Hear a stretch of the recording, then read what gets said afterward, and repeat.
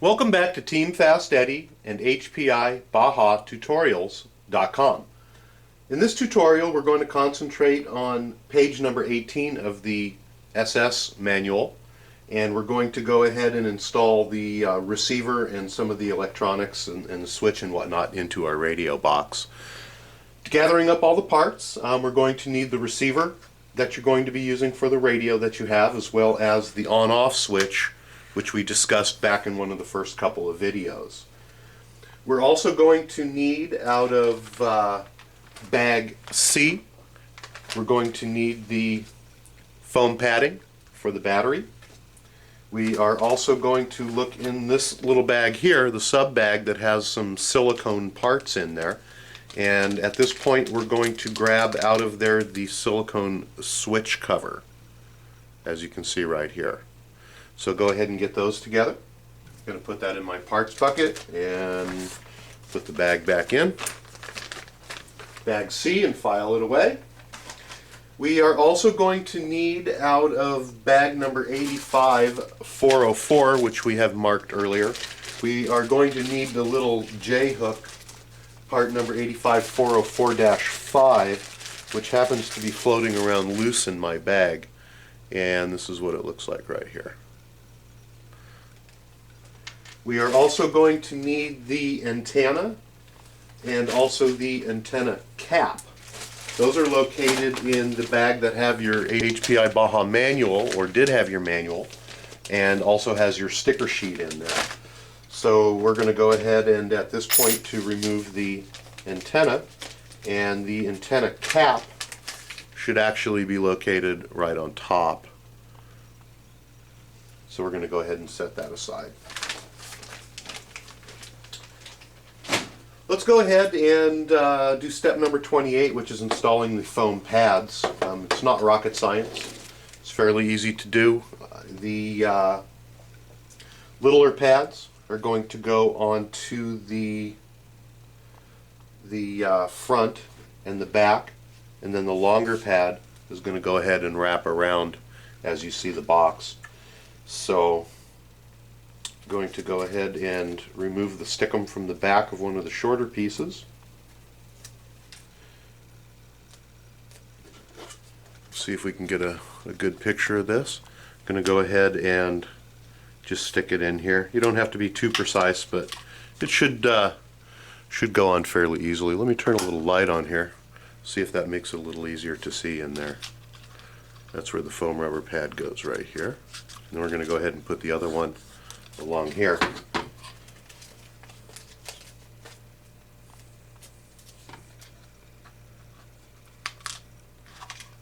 Sets in fairly close to the bottom, just like so.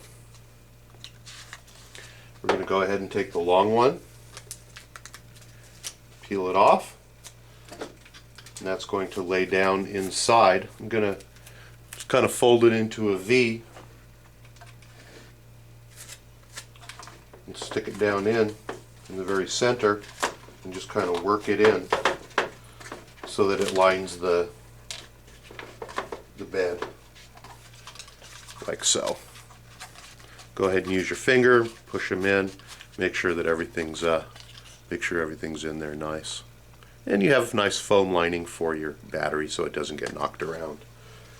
Alright, now we're going to go ahead and put our on-off switch in, and it's not difficult. You're just working with some small parts. On the on-off switch, we're going to turn it into the on position, and there's usually a little faceplate on here that has on and off. We're going to go ahead and turn it on, and at this point we're going to remove the faceplate, which we aren't going to use anymore, so you can discard it or put it in your little pit box. We are, however, going to reuse the screws.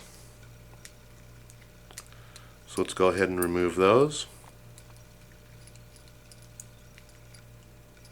And remember, make sure it is in the on position. Okay, we're going to go ahead and put the faceplate to the side, and now we have our switch, and this one actually still is marked on and off. on the case, which is nice, but we're going to keep it in the on position. Go ahead and grab the silicone on-off switch cover out of the tray that we put it in. It was located in your bag C in a sub bag. One of the tricks that we have found is that we do need to push the screws through these little areas on the end, and generally there's not a hole punched in those. So what we're going to do is get a little awl. You can use a sewing needle, a pin, or whatnot, and you can see that there are little indentations as to where the screws go right here. So be careful you don't cut yourself. We're just very simply going to push an awl through there to open those holes up. If you don't do that, you're going to really be fighting it.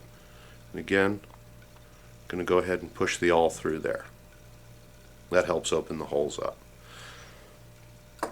At this point, we're going to insert the silicone boot down into the switch hole, which is located in the side of the battery box. We're just going to go ahead and lay it down in there, and I have found a lot of times that it's easiest to kind of work it in with one finger and come around the bottom and grab it with another and pull it through so it lays down, and it should lay down nice and flat in there. If you look at the bottom of the box, it is marked on and off on the case, and also if you look in the top of the box, it's also marked, it's hard to see, on and off, to make sure that you have your switch going in the proper direction. So what we're going to do is we're going to take our switch, and again, it's in the on position. The on position goes to the front, or to the steering servo portion of the box. We're going to go ahead and drop the switch down in, and it fits right in there, just like so. We're going to go ahead and turn it over, and we're going to put the two screws that we took off the faceplate, and we're going to put those in to secure it. They are rather small, and I really am doubtful that you're going to be able to see them on the video here. However, they do go right in here.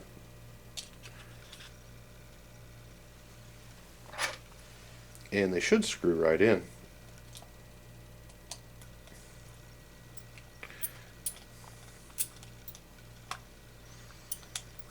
Like so.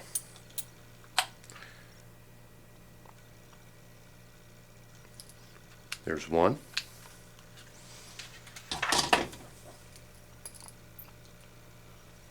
Let's see if we can. Woo! Good catch. The little ones get small and hard to hold on to. I'm going to film this just so you guys can laugh at me and know that you're not the only ones that are having problems getting those little screws in, because they are tricky. So that one actually did go in fairly easily. We're going to make sure that we don't over tighten them, but they do want to be snug. They are going into plastic and you don't want to strip them out. So now we have our on and off switch on there, and at this point I want you to reach in and take a look, and I want you to turn that switch off. We're going to do that so that we don't forget, and once we start to plug everything in, it's not going to take off on us.